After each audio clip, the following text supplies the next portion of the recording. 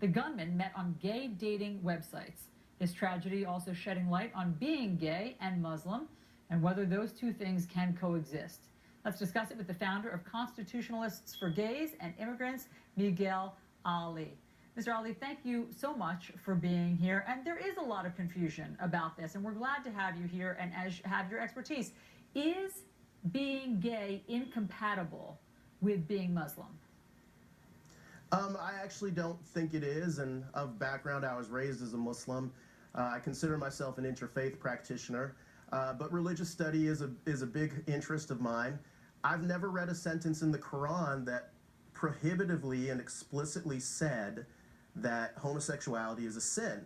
Now, it's attributed a lot to the story about Lot, where Angel Gabriel came and visited Sodom and Gomorrah. However, within that story in the Quran, the townspeople gathered around the angels, demanded that Lot release them so that they could rape the angels, and that's what motivated the destruction of that town. When you read the Quran, that town was destroyed because the people were rapists. Angels were sent down, they wanted to rape them. That's what motivated the destruction.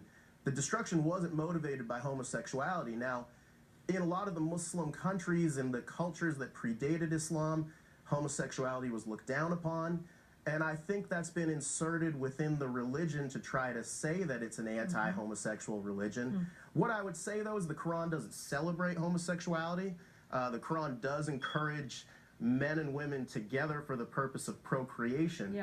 But I have never read a sentence in the Quran that explicitly said homosexuality is a sin and you're going to go to hell for it. I've never read that in the whole book. That is very interesting to hear and to know, because obviously people have their own interpretations. In fact, the gunman's father was on our air with Don Lemon, and he seemed to suggest that the Quran or the religion does forbid homosexuality for that very reason. So listen to this. Anything any person does it is between him and God is the one make a judgment, not a human being. We have no right to make a judgment about anybody.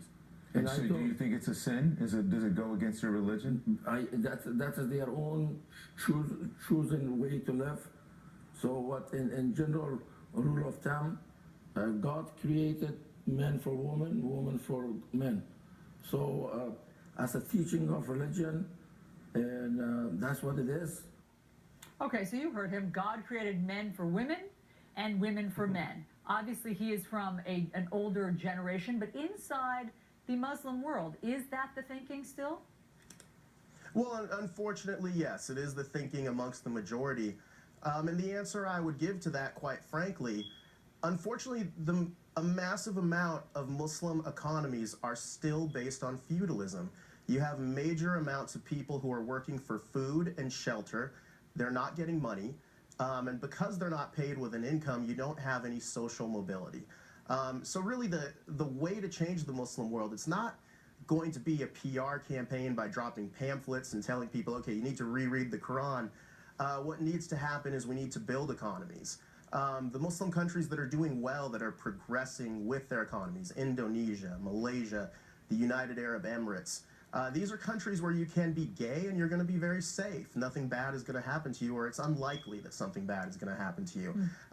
Once we have a good economy and people can actually open businesses and get educated and get a loan for those things, that's when literacy starts to go up. That's when more people start to read the Quran. That's when less Muslims are being told what the Quran says by men who are trying to manipulate it. They read it for themselves, literacy goes up, and we have better education. So it's a matter, I think, of really fixing the Muslim economic system. I think the banking system is really far behind. Insurance deposits aren't insured. People don't trust the banking system. Money is kept in mattresses, the little that is made. So we have a lot of improvements to make on the Muslim economy, and that's going to reduce terrorism. That's going to reduce anti-women initiatives, anti-gay initiatives. But yes, I think it can happen. It's going to take some time. And countries like Malaysia, Indonesia, the United Arab Emirates, they're showing that it can happen. Well, there you go. Miguel Ali, great to get your expertise on this. Thanks so much for being on New Day. Thank you.